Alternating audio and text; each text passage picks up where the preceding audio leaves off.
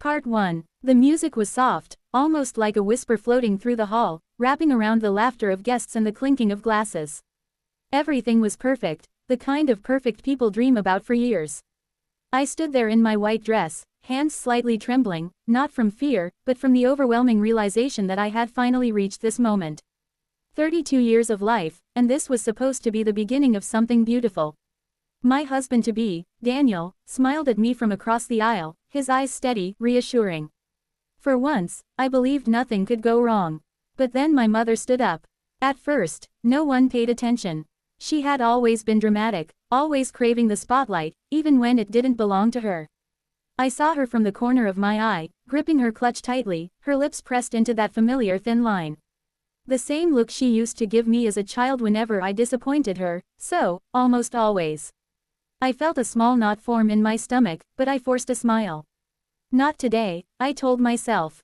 She wouldn't dare ruin this day. I need to say something, she said loudly, her voice slicing through the ceremony like glass. The room went silent, even the music faltered, as if it, too, was afraid. My heart began to pound. "Mom," I whispered under my breath, shaking my head slightly, begging her without words to sit down. But she didn't. Instead, she stepped forward, her heels echoing sharply against the marble floor. Every eye in the room turned toward her. Daniel's smile faded, replaced with confusion.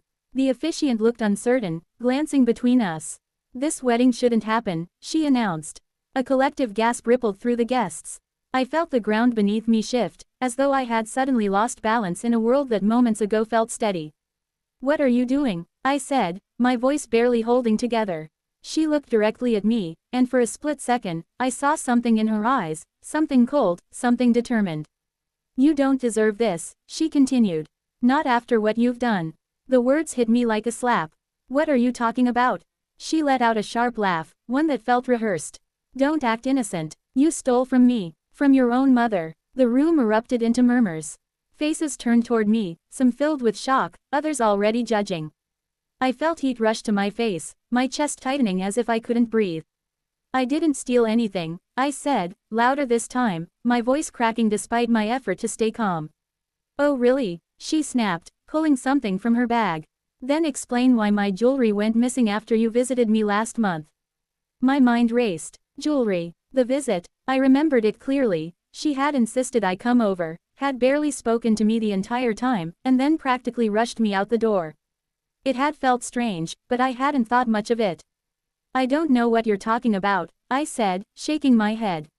"I would never." "You've always been a liar," she interrupted harshly. "Ever since you were a child."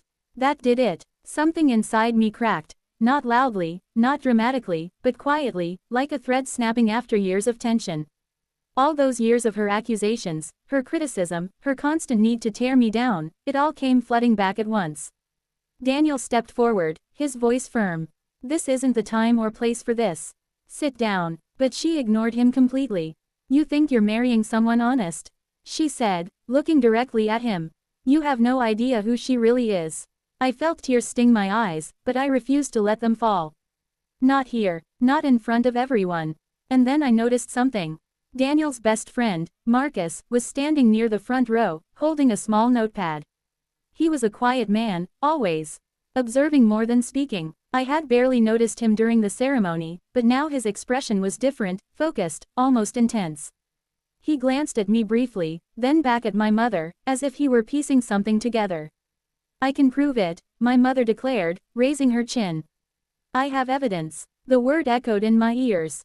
Evidence. For a moment, fear crept in. What if she had planted something? What if she had twisted something to make it look real? She was capable of anything, I knew that better than anyone. "Go ahead," Daniel said, his voice calm but edged with steel. "Show us." She hesitated, just for a second, but it was enough. Marcus stepped forward, flipping his notepad open. "Actually," he said quietly, "I think we should hear something else first." Everyone turned toward him. My mother's eyes narrowed. "And who are you to interrupt me?" He didn't answer immediately. Instead, he looked down at his notes, then back up at her. "I'm someone who noticed a few things last month," he said. "Things that don't quite match your story." A strange silence fell over the room, heavier than before. My heart pounded again, but this time, it wasn't just fear. It was hope, because for the first time since my mother had stood up, I realized something might be about to change. And whatever Marcus had written in that notepad, it was enough to make her hesitate. Part 2. The silence stretched so long it became unbearable, like the entire room was holding its breath at once. My mother's confident posture faltered, just slightly, but I caught it. That tiny crack in her armor was something I had never seen before. For years, she had controlled every narrative, twisted every story in her favor, and made sure I was always the one left defending myself. But now, for the first time, she looked unsure. Marcus took another step forward, his voice still calm, almost too calm for the chaos unfolding around us. "You said the jewelry went missing after she visited you," he began, glancing briefly at me before returning his gaze to my mother. "That's interesting," my mother scoffed, folding her arms. "There's nothing interesting about theft. But there is something interesting about timing," he continued, unfazed. He tapped his notepad lightly. "Because on that same day, I happened to be there too." A ripple of confusion spread through the guests. I blinked, trying to recall. Marcus had been there. Then it hit me, he had stopped by briefly, dropping off something for Daniel's bachelor party planning. I had barely paid attention at the time. My mother's face tightened. "So what? That proves nothing." "It proves quite a lot," Marcus replied. "Because I remember you showing me that jewelry." Her expression froze. "You were wearing it," he added, his tone steady. "You even joked about how you didn't trust banks, so you kept everything at home." A murmur swept through the room again, louder this time. I felt my chest loosen just a little, like the first breath after being underwater too long. "That's a lie," my mother snapped quickly. Too quickly. "Why would I say that?" Marcus didn't argue. Instead, he simply flipped a page in his notepad. "I write things down," he said. "It's a habit, helps me remember details." He looked up again, meeting her gaze directly. "And I wrote down exactly what you said that day." My pulse quickened. "What did she say?" Daniel asked, his voice quieter now, but filled with tension. Marcus took a breath, then read from the page. "If anything ever goes missing," he quoted, "it'll be easy to blame her. She's always been the family disappointment anyway." The words hit the room like a thunderclap. For a moment, no one moved.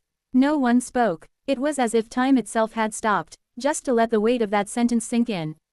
I felt something inside me shatter, but not in the way it had before. This time, it wasn't pain breaking me. It was truth setting me free. My mother's face drained of color. "That's not, I didn't," she stammered, but the confidence was gone. Completely gone. "You did," Marcus said simply. "And I remember thinking it was a strange thing to say about your own daughter." All eyes turned to her now, not with belief, but with doubt. With suspicion. I straightened my posture, wiping the tears from my cheeks before they could fall. For the first time in my life, I didn't feel small in front of her. "I didn't take anything," I said, my voice steady, clear. "But you already knew that, didn't you?" She opened her mouth, but no words came out. "You've spent years making me feel like I was never enough," I continued, each word gaining strength. "Like I was always one mistake away from proving you right. But this," I gestured around the room, "this was planned." A heavy silence followed. Daniel stepped beside me, his hand finding mine, warm and grounding. "I think it's time for you to leave," he said firmly, looking at my mother. She looked around desperately, as if searching for someone, anyone, to take her side. But no one moved, no one spoke in her defense. Because there was nothing left to defend. Her shoulders slumped, and for a brief second, she looked smaller than I had ever seen her. Not powerful, not intimidating, just exposed. Without another word, she turned and walked out, the sound of her heels fading into the distance. The moment the doors closed behind her, the room seemed to exhale. I stood there, still processing everything, my heart racing but lighter than it had been in years. It wasn't just that she had been proven wrong. It was that, finally, the truth had been heard. Daniel squeezed my hand gently. "Are you okay?" he asked softly. I looked at him, then at the guests, some still in shock, others offering small, supportive smiles. And for the first time that day, I smiled back. "I am now," I said. The ceremony resumed, not perfectly, not like before, but somehow.